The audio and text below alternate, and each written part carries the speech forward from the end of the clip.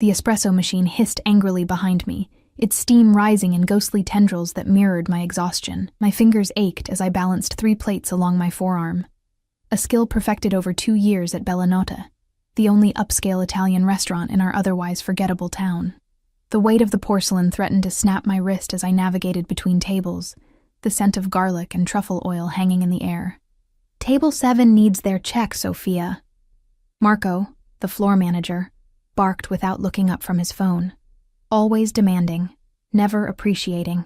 I nodded silently, tucking a strand of chestnut hair behind my ear. My double shift had stretched to 12 hours, and the soles of my feet burned inside shoes 1 size too small. A thrift store necessity after my car repair last month drained what little savings I'd accumulated. The restaurant hummed with Thursday night chatter, wealthy patrons whose dinner bills exceeded my daily wages, clinking crystal glasses of wines, whose names I practiced pronouncing alone in my apartment. "Right away," I murmured, though Marco had already turned away, uninterested in my acknowledgement. I'd become good at this, being invisible. After Dad died 3 years ago, leaving me with medical bills and half-finished college credits, I'd learned to move through spaces without disrupting them, to serve without being seen. Tonight was no different, except for the growing ache behind my eyes that threatened to become a full-blown migraine. The front door chimed, and a gust of October air swept through the restaurant. I didn't look up. Marco would seat them, and I'd be assigned their table if they landed in my section. I was arranging silverware when I felt it. A strange shift in the atmosphere, like the air pressure dropping before a storm. Voices lowered. Conversations paused. I glanced up. 3 men stood at the entrance. 2 were broad-shouldered with impassive faces, scanning the room with mechanical precision. But it was the man between them who commanded the space without effort, tall with an athletic build beneath what I instantly recognized as a bespoke suit. Italian cut, charcoal gray, no off-the-rack imperfections. His dark hair was swept back from features that belonged on a Renaissance sculpture, all sharp angles and perfect proportions. Even from across the room, I could see eyes the color of expensive whiskey. He didn't look around like someone deciding where to eat. He looked around like someone who already owned everything in his vision. Marco nearly tripped over himself rushing to greet them. His obsequious smile, reserved for the wealthiest patrons, stretched across his face as he bowed slightly. Words were exchanged, too low for me to hear, but I saw Marco's hand gesture toward the private dining room in the back. "Sophia!" His voice sliced through my observation. "Private room now." My stomach nodded. The private room meant important guests, which meant one mistake could cost me my job, and I couldn't lose this job, not with rent due next week. I hurried to the back, grabbing fresh linens and our reserve glassware, the kind we kept for guests who could tell the difference. The private dining room was intimate, with just 1 table, amber lighting, and a window that overlooked the small garden with its twinkling string lights. I worked quickly, setting places for 3, polishing each glass until it gleamed. When they entered, I kept my eyes lowered, reciting the specials with practiced precision. The 2 larger men sat facing the door, their posture rigid. The third, their leader, clearly, took the seat facing the window, though I noticed his reflection was still angled to see the entrance. "And what would you recommend?" His voice was a surprise, deep but gentle, Italian accent subtle but unmistakable, like velvet brushed against skin. I looked up, startled by the direct question. Most wealthy patrons asked what was most expensive, not what I would choose. His eyes locked with mine, and something electric shot through me. Those eyes didn't just look, they evaluated, measured, saw. For the first time in years, I felt truly seen, and the sensation was terrifying. "The ossobuco," I managed, my voice steadier than I felt. "Chef makes it the traditional way, with saffron risotto." The corner of his mouth lifted slightly. Not quite a smile, but an acknowledgement. "Then that's what I'll have," I nodded, gathering the menus. As I turned to leave, I felt his gaze lingering on my back, leaving heat in its wake. The evening progressed with a strange tension. I moved between the private room and my other tables, hyper-aware whenever I entered his presence. He barely spoke, letting his companions order wine and handle conversation with an unseen caller. But each time I approached, his attention shifted entirely to me, as though nothing else in the room existed. When I delivered their main courses, one of his companions received a call. The conversation was rapid Italian, too quick and colloquial for my 2 semesters of college language courses to follow. But the shift in atmosphere was immediate. The man who'd taken the call muttered something to the boss, whose expression hardened into something cold and dangerous. He nodded once, then spoke in English, perhaps for my benefit as I arranged their plates. "Tell Russo we'll meet as planned. Nothing has changed." I pretended not to hear, but when I reached for his water glass to refill it, his fingers brushed against mine. Deliberately, I was certain. The contact sent a jolt of electricity up my arm. His skin was warm, the back of his hand marked by a thin white scar. "Grazie, Sophia," he said softly, my name sounding different in his mouth. Something precious rather than ordinary. How did he know my name? I hadn't introduced myself, just recited specials and taken orders. Then I remembered the small nameplate pinned to my black shirt, of course. The private dining room had its own exit to the parking lot, a feature that wealthy patrons appreciated for discretion. When they finally departed 2 hours later, leaving a tip that equaled 2 weeks of my salary, I exhaled for what felt like the first time all night. The restaurant closed at 11, and by midnight, I was finally walking to my apartment 6 blocks away. The October air had turned bitter, and I wrapped my thin jacket tighter around my body, cursing myself for not budgeting for a warmer coat. Streetlights cast long shadows as my steps echoed against brick buildings and darkened shop windows. I was 3 blocks from home when I heard it. The squeal of tires against asphalt, angry voices growing louder. I quickened my pace, keeping my head down. Whatever was happening, I wanted no part of it. But as I passed a narrow alley between a closed bakery and a tailor's shop, a gunshot cracked through the night. I froze, heart hammering against my ribs. "You think Castellano will let this stand?" A voice snarled from the darkness. "You're dead already!" Another shot, closer this time. Instinct told me to run, but before I could move, someone staggered from the alley, clutching their side. Blood seeped between their fingers, black in the dim light. It was him, the man from the restaurant. His perfect suit was torn, his face contorted with pain. Behind him, shadows moved in the alley, advancing. Our eyes met, and recognition flashed across his face. "Run," he commanded, voice strained but authoritative. I should have. Every rational thought screamed at me to flee, to save myself from whatever dangerous game I'd stumbled into. But something else, something deeper and far less logical, took control. Instead of running away, I ran toward him. He stared in disbelief as I reached him, slipping my shoulder under his arm to support his weight. "My apartment," I gasped. "It's close." More shouts from the alley. We had seconds before they emerged. With strength born from desperation, I half-dragged him across the street and down another alley I knew cut through to my block. His breath came in ragged bursts against my hair, his weight nearly buckling my knees. But somehow, we moved forward, his blood warm and sticky against my side.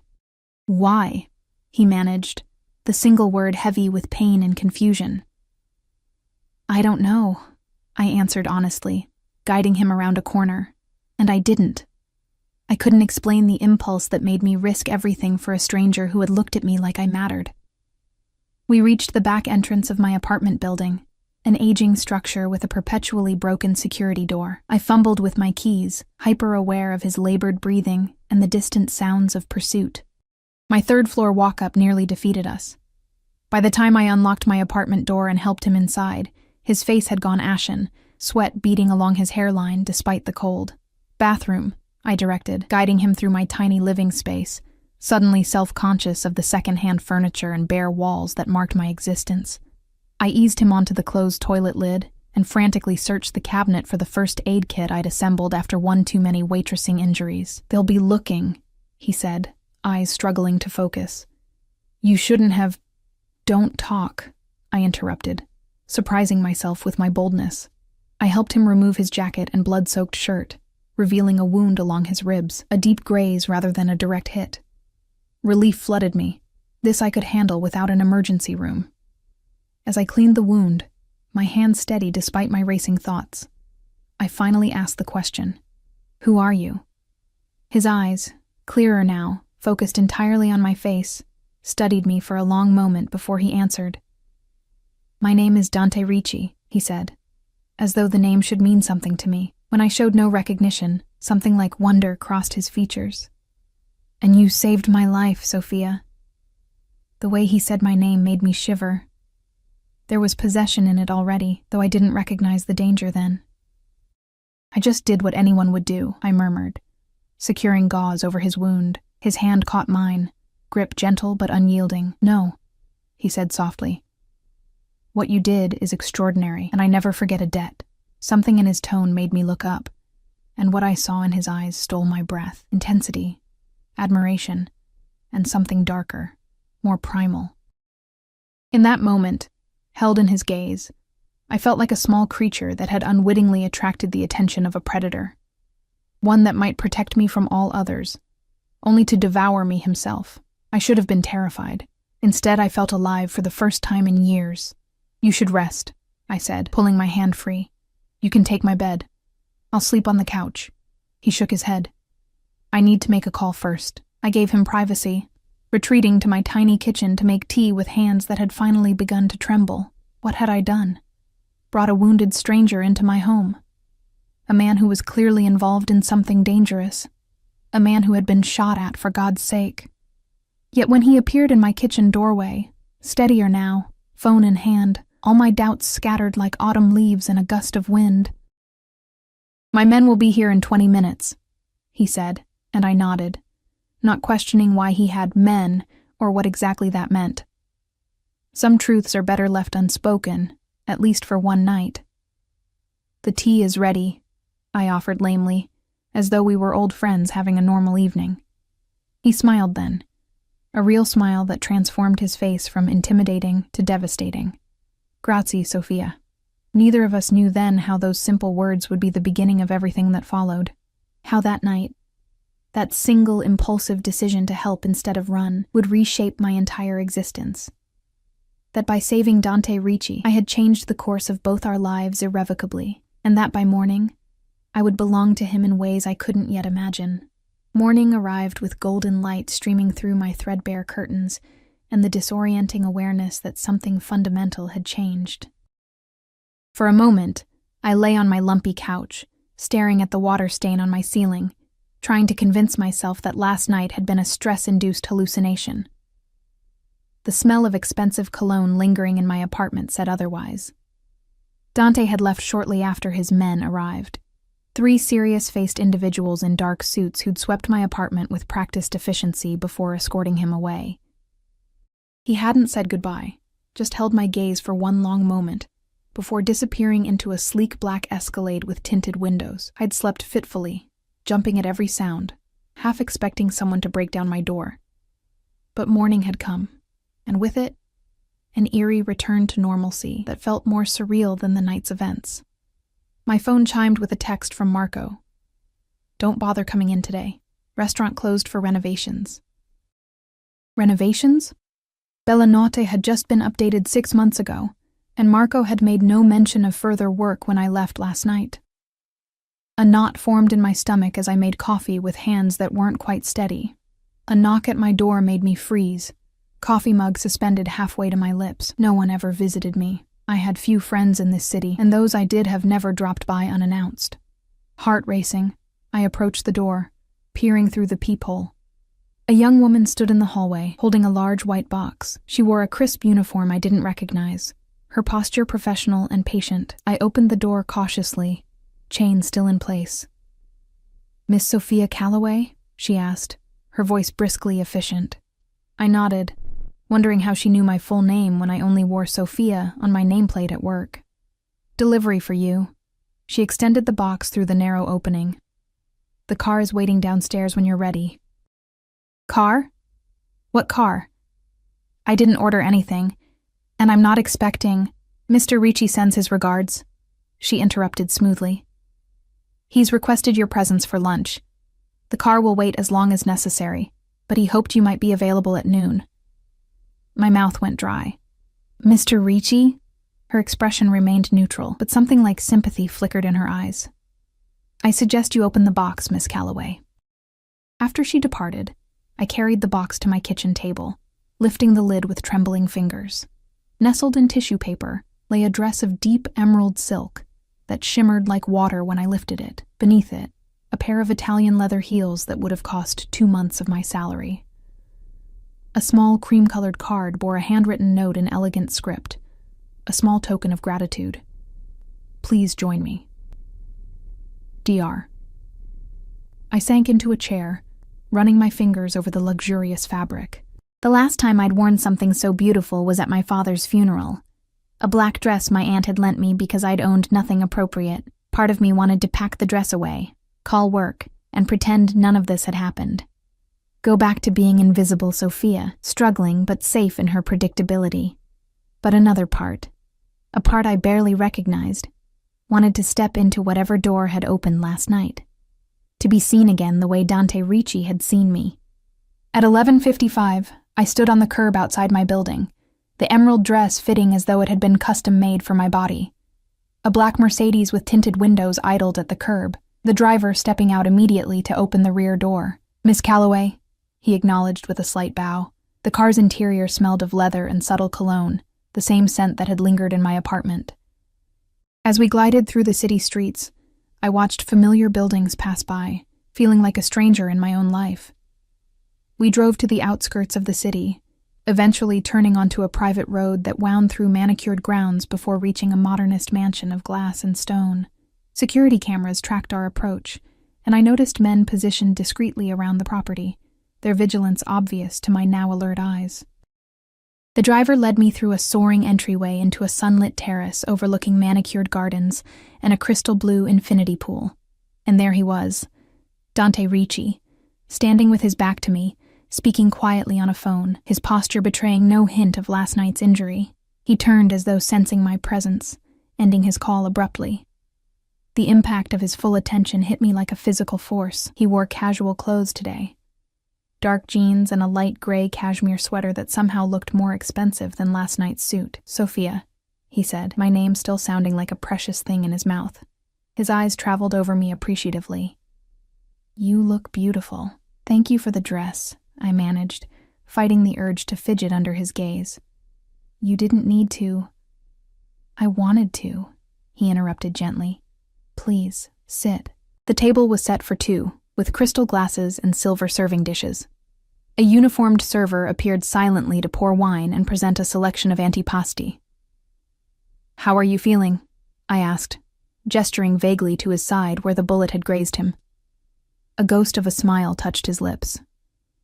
Better, thanks to you. He leaned forward slightly. Do you know who I am, Sophia? I shook my head. You told me your name is Dante Ricci.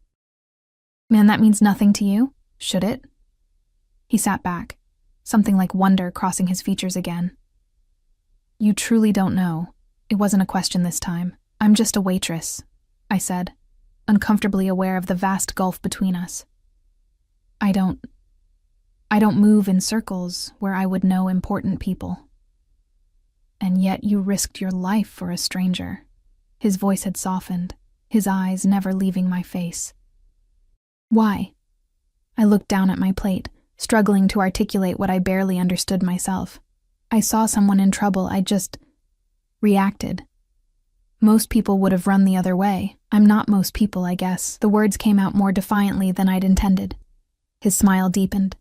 No, you certainly are not. The lunch progressed with Dante asking questions about my life, my childhood in a small town upstate, my father's long illness that had drained our modest savings, my abandoned nursing degree. He listened with an intensity that made each mundane detail of my existence seem fascinating. In turn, he shared little about himself. Born in Naples, raised between Italy and America, now heading family businesses in both countries. He spoke of his mother with reverence, mentioned travels to places I'd only seen in magazines, and skillfully deflected whenever the conversation approached anything too personal. Your restaurant is closed today, he said casually as dessert was served. I looked up sharply. How did you know that? He took a sip of espresso, watching me over the rim of the cup. I own it now. The fork slipped from my fingers, clattering against fine china. You... What? I purchased Bella Not this morning. The previous owner was eager to sell. But why? Dante set his cup down deliberately. The men who attacked me last night know I dined there. It wouldn't be safe for anyone associated with the restaurant if ownership remained the same. Cold realization washed over me. The people after you, they're dangerous. Yes. And now they might connect me to you because I helped you. His expression grew serious. I would never allow harm to come to you, Sophia. The way he said it, absolute, final, sent a shiver down my spine. Not a reassurance, but a declaration of possession. I should go, I said suddenly, standing up. Thank you for lunch and for the dress, but I can't. Can't what? He rose in one fluid motion. No evidence of injury in his movements. Accept my gratitude, or are you afraid of something else? I met his gaze directly. I'm afraid of what helping you has started. He moved toward me then, his steps measured and deliberate, like a predator approaching skittish prey. When he stood before me, close enough that I could feel the heat radiating from his body, he raised one hand to brush a strand of hair from my face. What it started, he said softly, was something inevitable. From the moment you entered that private dining room, Sophia, I noticed you. Not just your beauty, though you possess that in abundance. I noticed how you moved through the world, strong yet unnoticed, bearing burdens without complaint. His fingers trailed along my jaw, igniting nerve endings I hadn't known existed. And then you saved me, without thought for yourself. Do you have any idea how rare that is in my world? How precious? I swallowed hard, caught between the urge to lean into his touch and the instinct to flee. What exactly is your world, Dante? Because I get the feeling it's not one I belong in. Something darkened in his eyes. My world is complicated, yes. But you've already stepped into it. Whether you intended to or not, a discreet cough interrupted us. One of Dante's men stood at the terrace entrance, his expression apologetic but urgent.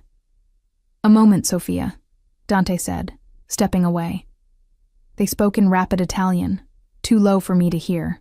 I watched Dante's posture change subtly, the casual demeanor hardening into something more commanding, more dangerous.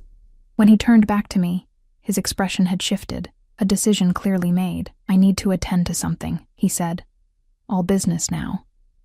Antonio will drive you home. Dante, I began, not sure what I wanted to say, only certain that I couldn't simply return to my life as though none of this had happened. He moved closer again, this time taking my hand in his. I'll come to you tonight, he promised, his thumb brushing over my knuckles. There are things we need to discuss.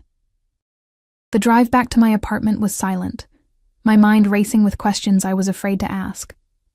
Antonio escorted me to my door, his vigilance making it clear he wasn't just a driver, but a bodyguard. Mr. Ricci values your safety above all else, Miss Calloway, he said before departing, the statement carrying weight beyond its simple words.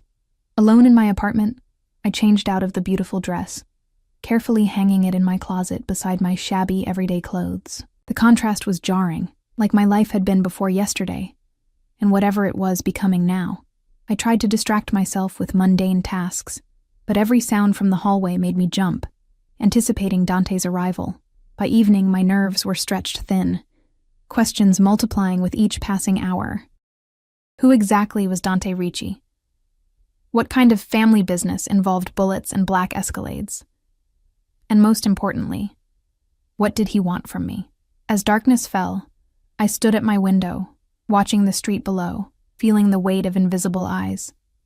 Whether they belonged to Dante's men or those who hunted him, I couldn't tell.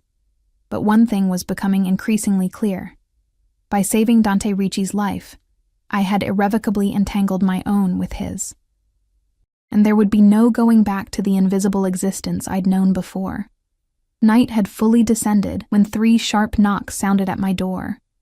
I'd been perched on the edge of my sofa for hours, alternating between anxiety and a strange, electric anticipation. The sound still made me jump. Through the peephole, I saw Dante standing alone in the hallway, his powerful frame filling the narrow space. No bodyguards visible, though I suspected they weren't far away. He'd changed into a black sweater and dark pants, casual, yet immaculate. In one hand, he held a small leather briefcase. I opened the door, sudden shyness washing over me. The intimacy of him standing at the threshold of my humble apartment felt more invasive than when I'd dragged his bleeding body through it the night before. "May I come in?" he asked formally, as though we were strangers. I stepped aside, acutely aware of my worn jeans and simple blouse, of everything in my apartment that screamed of my financial struggles. Dante entered, his presence immediately making my space feel smaller. His eyes swept the room in that now familiar assessing way before settling on me. "We need to talk, Sophia." His voice was gentle but firm. "About what happened last night?" I asked, gesturing for him to sit. He chose the armchair, setting the briefcase beside him. "About what happens next." The way he said it, declarative rather than questioning, sent a flutter of unease through me. I perched on the edge of my sofa, hands clasped tightly in my lap. "The men who attacked me work for a rival family," he began without preamble. "The Castellanos. We've maintained an uneasy peace for years, but recently, tensions have escalated. Last night was an assassination attempt."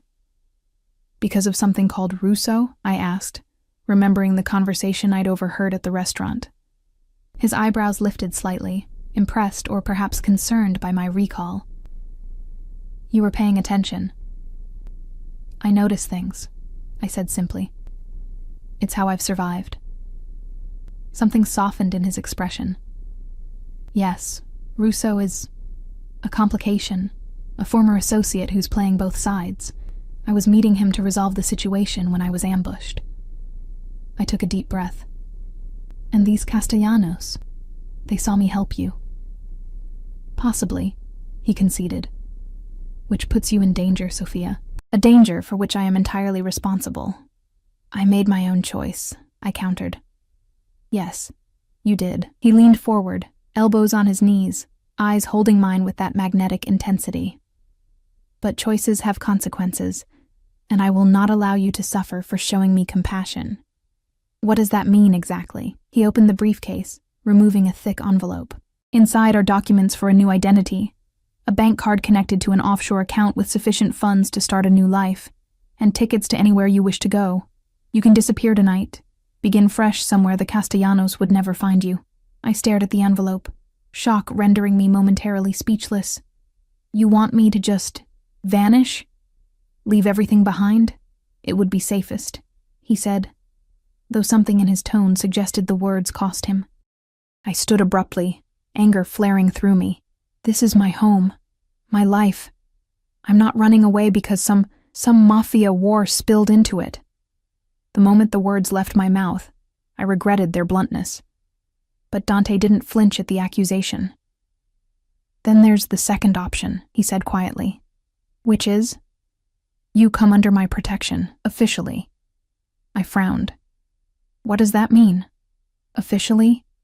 He stood now, too, closing the distance between us with 2 measured steps. Up close, I could see the flecks of amber in his eyes, smell the subtle cologne that clung to his skin. "In my world, Sophia, there are clear boundaries, clear signals of who belongs to whom. To protect you properly, those signals would need to be unambiguous." "Belong?" I repeated, the word igniting something dangerous inside me. "I don't belong to anyone, Dante."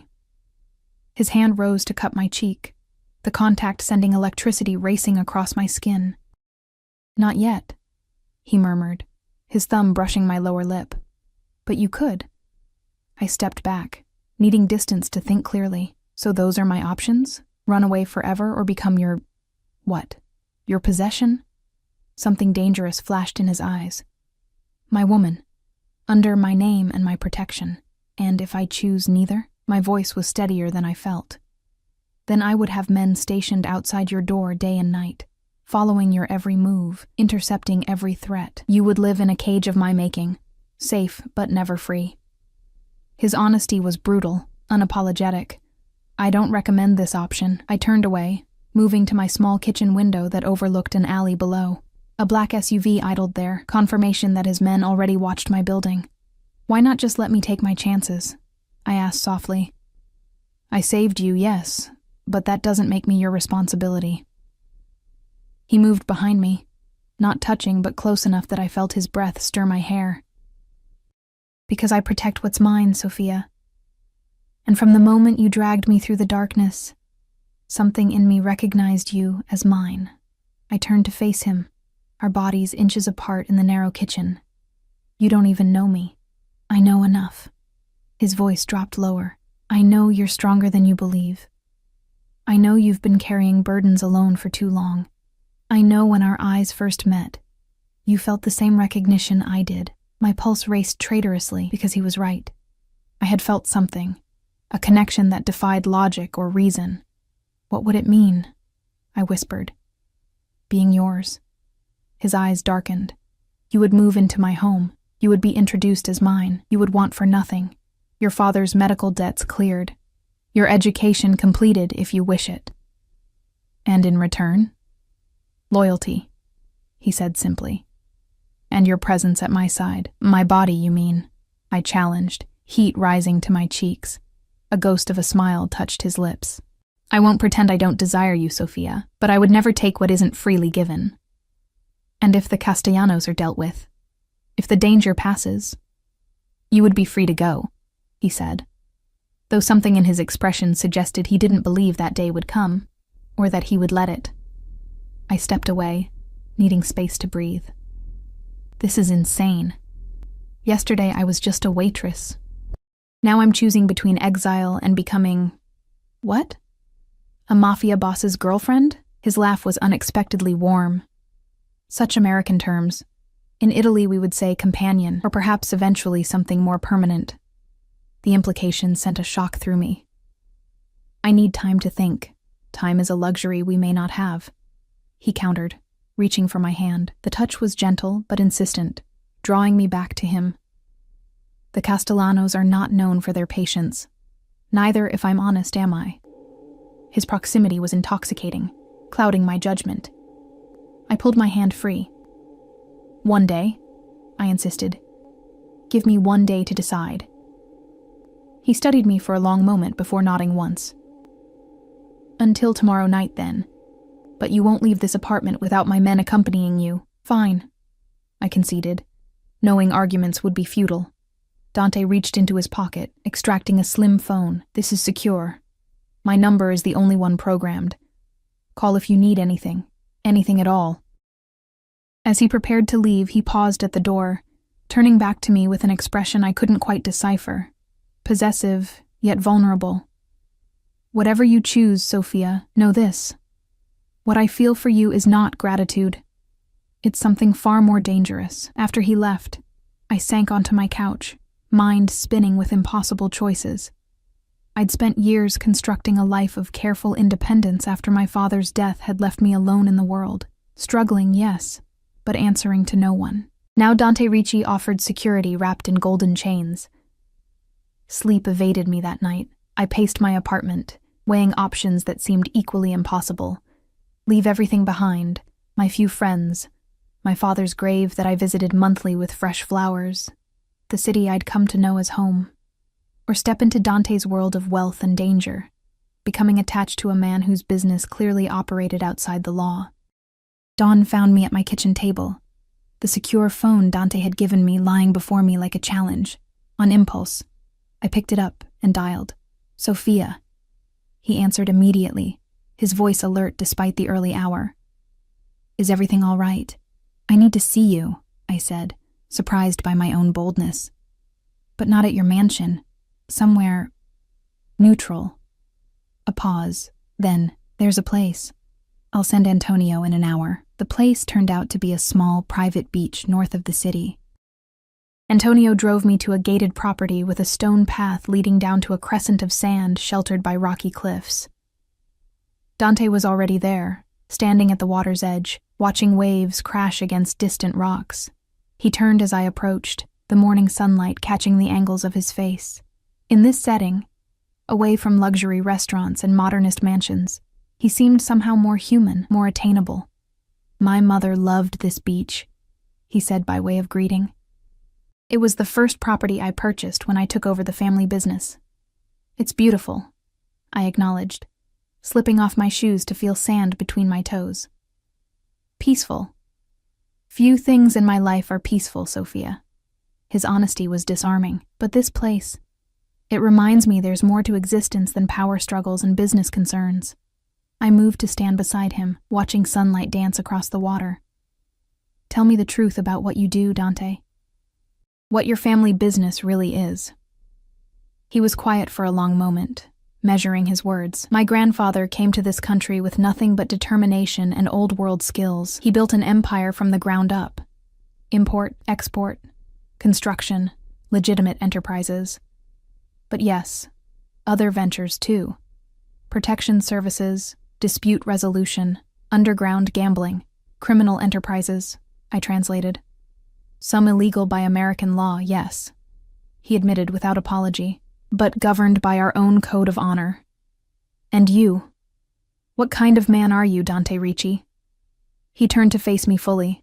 I am a man of contradictions, Sophia. I can be ruthless in business and tender in love. I protect those under my care with unwavering devotion and punish enemies with equal resolve. I honor tradition, but am not bound by old prejudices. His hand found mine, fingers intertwining with gentle insistence. And I am a man who has never felt for any woman what I feel for you after just 2 days. It defies logic, yet I cannot deny it. The raw honesty in his voice made my chest tighten. I'm afraid, I confessed. Not just of the danger, but of losing myself in you. His free hand rose to brush hair from my face. I don't want to change who you are, Sophia. Your spirit, your compassion. These are what drew me to you, but your world would change me, whether you intended it or not. Perhaps, he acknowledged. Or perhaps you would change my world. We stood there as the tide inched closer, suspended in a moment of possibility. Finally, I took a deep breath and met his gaze directly. I won't run, I said firmly. I won't abandon my life out of fear.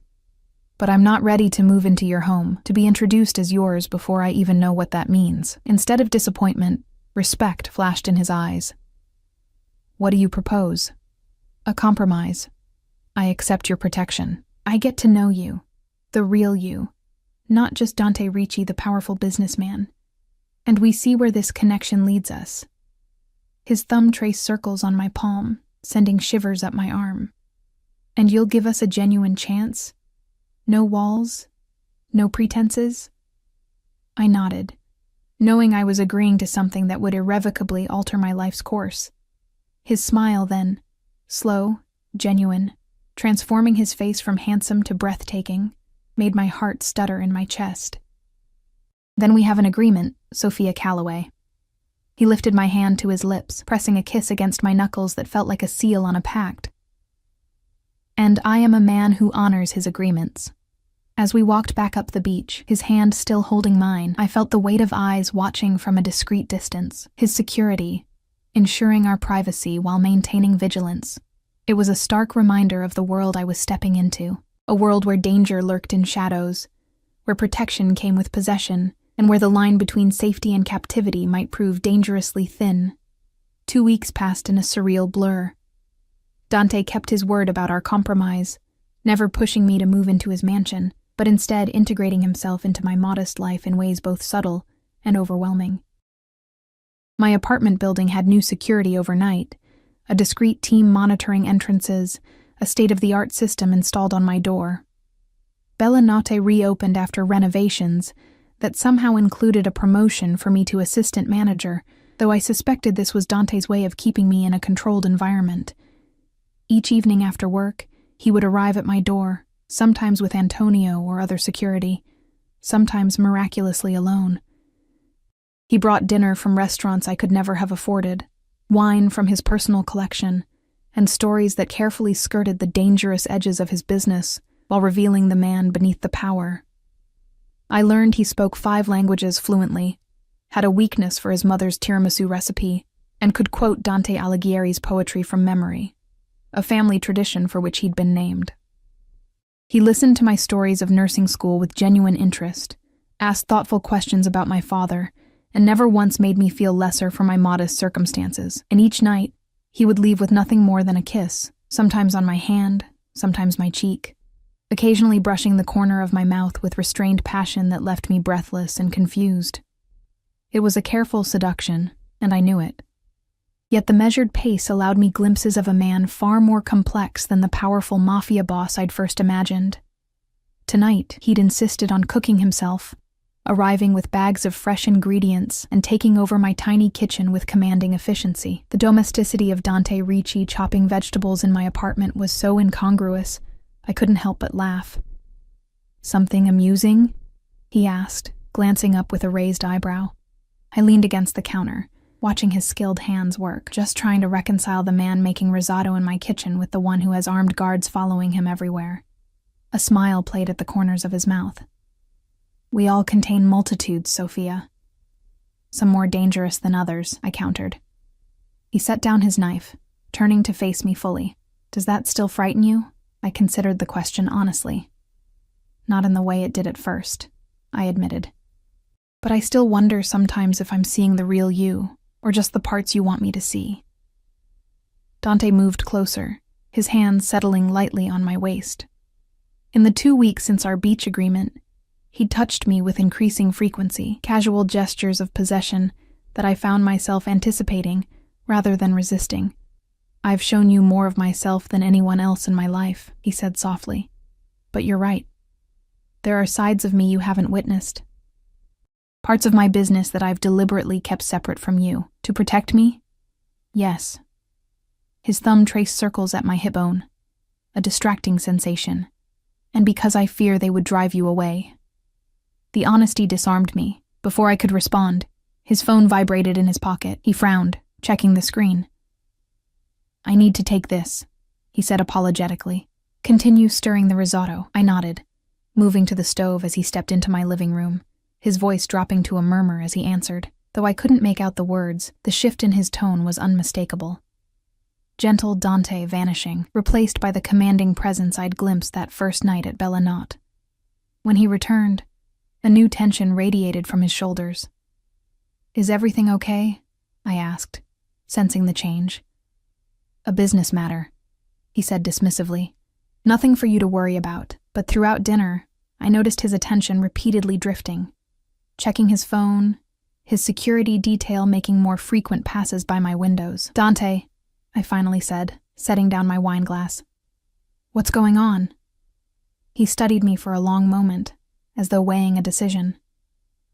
"The Castellano situation has escalated.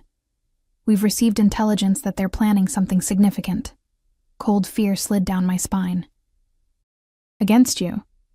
"Against my interests," he said carefully. "Possibly against people associated with me. The implication hung in the air between us. People like me. I think it's time to reconsider our arrangement," he continued, his expression serious. "My home has security measures this apartment can never match, no matter how many men I station outside. You want me to move in with you?" It wasn't a question. "Yes." No pretense, no manipulation, just the direct honesty I'd come to expect from him. I stood, clearing our plates to give my hands something to do while my thoughts raced. The past 2 weeks had drawn me deeper into Dante's orbit, each day revealing new layers to the man behind the power. I'd found myself thinking of him constantly, missing his presence when he wasn't near, craving his touch when he was. But moving into his home felt like a final surrender, an acknowledgement that my independent life was truly over. "This threat?" I asked, turning back to him. "How serious is it?" Dante rose, moving to join me by the sink. "Serious enough that I've increased security on all my properties and key personnel. Serious enough that I haven't slept properly in 3 nights, knowing you're here instead of where I can personally ensure your safety." His hand brushed mine, the contact sending familiar electricity through my veins. "I'm not using this as an excuse, Sophia. If I could keep you safe here, I would honor our original agreement." I looked up at him, searching his face for deception, but finding only genuine concern. "When would you want me to move?" "Tonight, ideally." At my startled expression, he continued, "My men could pack whatever you need while we finish dinner. We'd be at my estate within the hour. That's very sudden." His fingers interlaced with mine. "The luxury of time is not something we have." As though punctuating his statement, his phone vibrated again. The tightening of his jaw told me the news wasn't good even before he answered. The conversation was brief, in rapid Italian that I'd begun to understand fragments of over the past weeks. When he hung up, his expression had hardened to granite. "What is it?" I asked, dread pooling in my stomach. "They've made a move against Russo." "He's missing." I frowned, trying to piece together implications from the fragments Dante had shared over our weeks together. "He's the one who was working with both families? The complication?" Dante nodded, impressed as always by my attention to detail. "If they have him, they have information that could compromise several of my operations, and potentially information about you." That last part hit me like a physical blow. About me? Why would he know anything about me? Dante's expression turned apologetic. "Because I've had men watching you since before the night of the attack. Russo was heading that security detail." I stepped back, shock and betrayal washing over me. "You were having me watched? Before we even met?" He didn't flinch from my anger. "Yes." "Why?"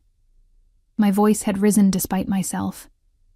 "I was nobody to you then, because I noticed you the moment I walked into Bellinate," he said quietly. "And I make a point of knowing everything about anyone who captures my interest." The revelation should have terrified me. This powerful man had been observing me, investigating me, long before our paths officially crossed. Instead, I felt a confused mixture of indignation and a strange heated thrill at having been seen so completely. "What exactly did you find out about me?" I demanded. "That you visit your father's grave on the 10th of every month with white lilies. That you volunteer at the free clinic on Sundays despite your exhausting work schedule. That you send money to your aunt in Rochester even when you can barely make rent." His voice had softened with each revelation. "I learned you were extraordinary, Sophia. Long before you dragged me bleeding through that alley." I wrapped my arms around myself, processing this new reality. And now this Russo, who knows all this about me, is in enemy hands. Yes. The single word carried the weight of genuine regret. "Which is why we need to move you tonight. Please, Sophia." In that moment, looking at this complicated, dangerous man who had upended my carefully constructed life, I realized the decision had already been made. From the instant I'd chosen to help him that night instead of running away, my path had been set. "All right," I conceded quietly. "I'll come with you tonight." Relief transformed his face, vulnerability breaking through his controlled exterior. He closed the distance between us, one hand cupping my cheek with surprising gentleness. "I will keep you safe," he promised, his eyes holding mine with fierce intensity. "Whatever it costs." His thumb traced my lower lip, a gesture that had become familiar yet still sent heat cascading through me. When he leaned in, I met him halfway, our lips connecting in a kiss that ignited something primal and consuming. Unlike the restrained gestures of the past weeks, this kiss held nothing back. His arms encircled me completely, drawing me against the solid wall of his chest as his mouth claimed mine with passionate possession. I responded with equal fervor, weeks of tension and attraction culminating in a moment of surrender. When we finally broke apart, both breathless, his forehead rested against mine. "I've wanted to do that since I first saw you," he confessed. "What took you so long?" I asked, surprising myself with my boldness. A genuine smile spread across his face, transforming his features. "I was giving you time to run away. You never did. Maybe I don't want to run." His expression sobered. Even knowing the danger, the complications of my life, I thought of my existence before him. The endless struggle, the loneliness, the feeling of moving through life unseen. Then I thought of these past 2 weeks, of being truly seen, valued, protected in a way I hadn't experienced since my father's death. "I'm choosing this," I said firmly. "I'm choosing you, complications and all." The kiss that followed sealed something between us, a pact more binding than words could express. When Antonio and 2 other security men arrived to pack my belongings, Dante kept me close, his hand rarely leaving mine, as I indicated what to take and what to leave. The drive to his estate passed in charged silence, his thumb tracing patterns on my palm that spoke of promises yet to be fulfilled. As we passed through the imposing security gates, I felt a distinct shift, crossing a threshold into a world I still only partially understood. The mansion was quiet at this late hour, staff appearing briefly to take my modest luggage before disappearing with practiced discretion. Dante led me through soaring halls to a wing I hadn't seen during my previous visit. "These are my private quarters," he explained, opening double doors to reveal a spacious suite decorated in tasteful masculinity. Dark woods, leather furniture, and expansive windows overlooking moonlit gardens. "You'll stay here tonight," he continued, gesturing to a connecting door. "Your rooms are through there. I had them prepared after our agreement at the beach, hoping you might eventually accept them." The presumption should have annoyed me, but instead I felt a strange warmth at the evidence of his certainty, his patience in waiting for my decision rather than forcing it. "Dante," I said, stopping him as he moved to show me my rooms, "I don't want to be alone tonight." His eyes darkened, desire plainly visible. "Sophia." "I know what I'm asking," I continued, stepping closer. "I'm not afraid anymore. Not of you. Not of what's between us." His hand cupped my face, thumb caressing my cheek. "Once you truly become mine, there's no going back. Are you certain that's what you want?" In answer, I rose on tiptoes, pressing my lips to his in clear invitation. In one fluid motion, he lifted me into his arms, carrying me toward the massive bed that dominated the far wall of his suite. As he laid me gently on cool sheets, his body following mine down, I knew with absolute certainty that my life had irreversibly changed. For better or worse, I belonged to Dante Ricci now, and he to me. Morning light filtered through floor-to-ceiling windows, caressing my skin like a whispered promise. I stirred slowly, momentarily disoriented by unfamiliar silk sheets and the weight of a muscular arm draped possessively across my waist. The events of the previous night flooded back in a rush of sensation, Dante's hands memorizing every inch of my body, his whispered Italian endearments against my skin, the exquisite way he'd claimed me as his own. I shifted carefully to look at him, struck by how different he appeared in sleep. The perpetual vigilance softened, the hard lines of power temporarily erased. In repose, I could see traces of the boy he must have been before responsibility and danger shaped him into the man who commanded fear and respect in equal measure. As though sensing my gaze, his eyes opened, instantly alert. The arm around my waist tightened, drawing me closer to his warmth. "You're still here," he murmured, satisfaction evident in his voice. "Where else would I be?" I asked, tracing the defined edge of his jaw with my fingertips.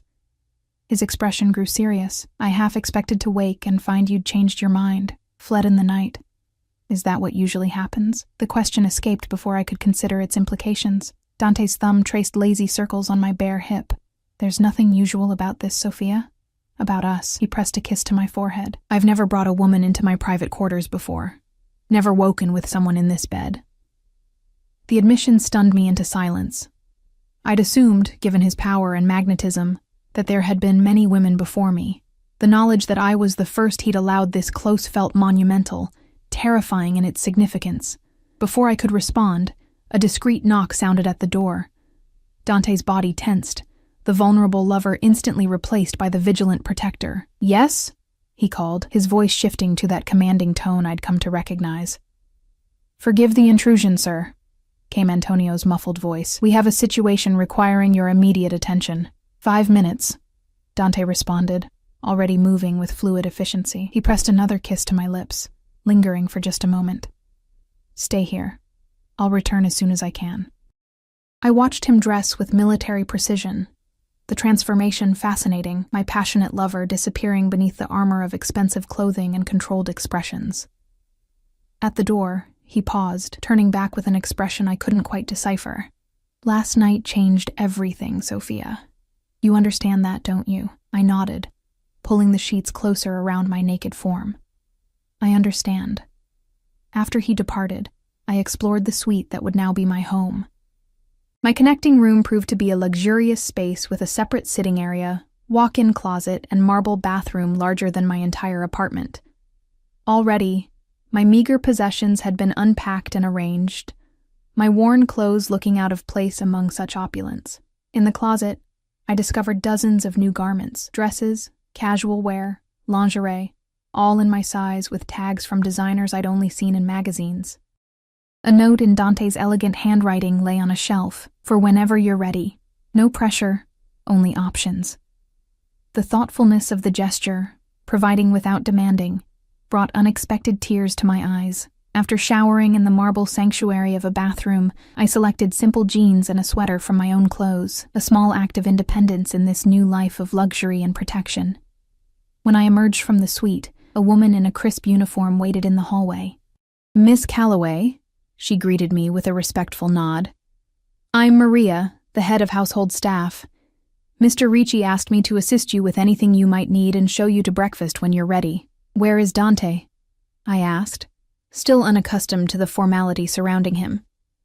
"Mr. Ricci is in his office attending to urgent business. He asked that you make yourself comfortable and said he would join you as soon as possible." Maria led me through the mansion's labyrinthine corridors to a sun-drenched breakfast room overlooking the gardens. A spread that could have fed 10 people awaited. Fresh fruit, pastries, eggs, Italian espresso in a silver pot. "Is someone joining me?" I asked, gesturing to the abundance. Maria smiled gently. "Mr. Ricci wasn't sure what you might prefer, so he requested everything." Of course he had. Dante's approach to life seemed to be comprehensive acquisition. Why choose one option when you could secure them all? After breakfast, restlessness drove me to explore the grounds, accompanied by a discreet security guard who maintained a respectful distance while never letting me out of his sight. The manicured gardens gave way to a small orchard, then a path leading to the private beach Dante had taken me to weeks earlier. I stood at the shoreline, waves lapping at my feet, contemplating how dramatically my life had changed in such a short time.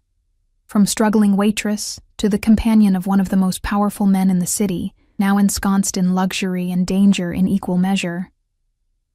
It's a lot to absorb, isn't it? I turned to find Dante approaching, his formal business attire replaced by casual clothes similar to what he'd worn during our first beach meeting. Despite the relaxed clothing, tension radiated from him, evident in the set of his shoulders and the tightness around his eyes. "The situation with Russo?" I asked, instantly alert to his mood. A ghost of a smile touched his lips. "You're becoming dangerously perceptive, Sophia. Is that a problem?" He reached for my hand, interlacing our fingers. "Not with me, but in my world, noticing too much can be complicated."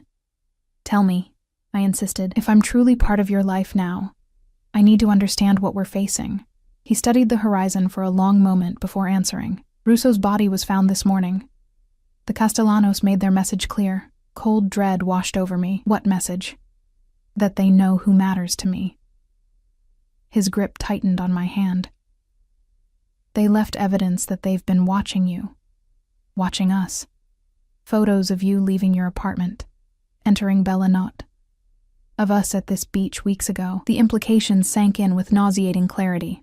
"So I was right to be concerned about being followed." "Yes. No sugarcoating, no gentle evasions, just honesty, however brutal.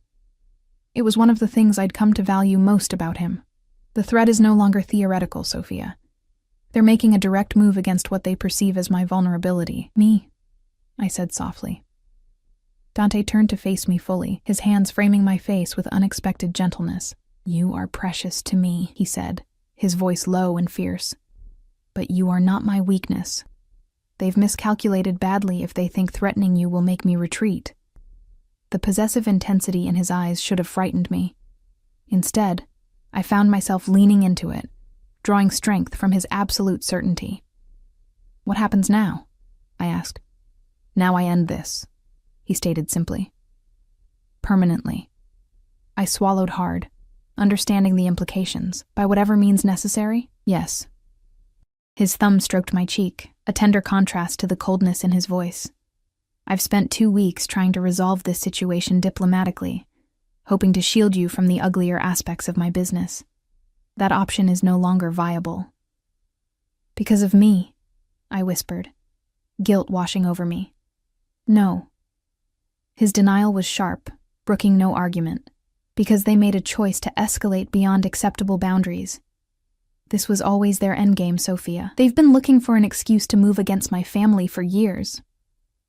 He guided me to sit on a weathered driftwood log, keeping my hand firmly in his. I need you to understand something. What I feel for you, what we began last night, it changes everything for me. But it changes nothing about who I am, or what I must sometimes do. You're warning me, I realized, studying his expression, making sure I know what I've gotten myself into. Yes. I took a deep breath, gathering my thoughts. When I dragged you bleeding through that alley, I made a choice. When I moved here last night, I made another. I'm not naive, Dante. I understand there are parts of your world I may never fully comprehend or condone. But I've chosen you. All of you. Not just the parts that are easy to love. Something shifted in his eyes, a vulnerability that made my chest tighten. Love, he repeated softly, the word hanging between us like a question. I hadn't meant to use that word so soon, but now that it had escaped, I couldn't take it back. Nor, I realized with startling clarity, did I want to. Yes, I confirmed, meeting his gaze steadily. I think I started falling in love with you the moment you looked at me in that restaurant and really saw me, not just another invisible waitress, but me. He pulled me into his arms with sudden urgency, his lips finding mine in a kiss that contained both tenderness and desperation. When we finally separated, he rested his forehead against mine. Ti amo, Sophia, he murmured. I have never said those words to another woman. I will never say them to anyone but you. The declaration hung between us, weightier than any formal commitment. In that moment, with the ocean crashing nearby and the shadow of danger looming on the horizon, we forged something unbreakable. What happens next? I asked, practical concerns reasserting themselves. His expression hardened, the lover once again giving way to the strategist. You stay here under maximum security. I handle the Castellanos. And afterward? A smile touched his lips. Afterward, we build a life on our terms. Our terms, I repeated, liking the sound of it. We walked back to the mansion hand in hand, the weight of unspoken promises between us. At the entrance, Antonio waited with barely concealed urgency. Everything is in place, sir, he reported. The meeting is set for midnight. Dante nodded, his demeanor shifting subtly. Have Giuseppe bring the car around, and double the security detail here. No one enters or leaves without my direct authorization. He turned to me, his expression softening fractionally. I need to go. This ends tonight. Fear clutched at my heart, but I forced it down. This was his world, and I had chosen to be part of it. Be careful, I said simply. Always. He pressed a kiss to my forehead. Wait for me in our rooms. I'll come to you when it's done. The hours that followed were the longest of my life. I paced the suite, too anxious to eat the dinner Maria brought, too restless to sleep despite my body's exhaustion. Midnight came and went with no word. Then 1 o'clock. Then 2. When the door finally opened at nearly 3 a.m, I leapt to my feet, relief washing through me at the sight of Dante. Whole, uninjured, alive. But something had changed. A new gravity settled on his shoulders. A weight I could almost see physically pressing upon him. He crossed to the bar without speaking, pouring himself a measure of whiskey that he drank in one swift motion. Is it over? I asked quietly. Yes. He set down the glass with careful precision. The Castellano threat has been neutralized. I didn't ask for details. Some things were better left in the shadows. Instead, I crossed to him, wrapping my arms around his waist and resting my head against his chest. His heartbeat, strong and steady beneath my ear, grounded me in the reality that mattered most. He had returned to me. Slowly, his arms encircled me, the tension in his body gradually easing as we stood in silent communion. This is who I am, Sophia, he said finally, his voice rough with emotion. A man who does what's necessary to protect what's his. Can you truly accept that? I looked up at him, seeing both the dangerous power and the vulnerable humanity that made him who he was. I accept all of you, I said simply. The good, the bad, the complicated. All of it. Relief washed over his features as he drew me closer. Then come to bed, amore mio. Let me hold you tonight. As we lay together in the darkness, his body curled protectively around mine, I reflected on the strange path that had led me here.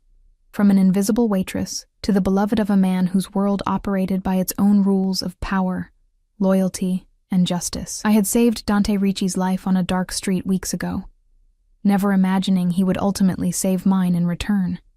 Not just from external threats, but from the quiet desperation of an existence half-lived. In his dangerous orbit, I had found something I'd never expected. A place where I was truly seen, valued, protected. "What are you thinking?"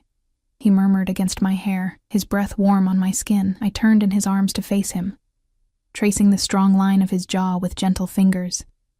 That sometimes the most dangerous choice turns out to be the right one. His smile, rare, genuine, transforming his face from intimidating to breathtaking, was all the confirmation I needed. "Sleep now," he whispered, pressing a kiss to my forehead. "Tomorrow, we begin our life together. And I promise you this, Sophia, no one will ever make you feel invisible again."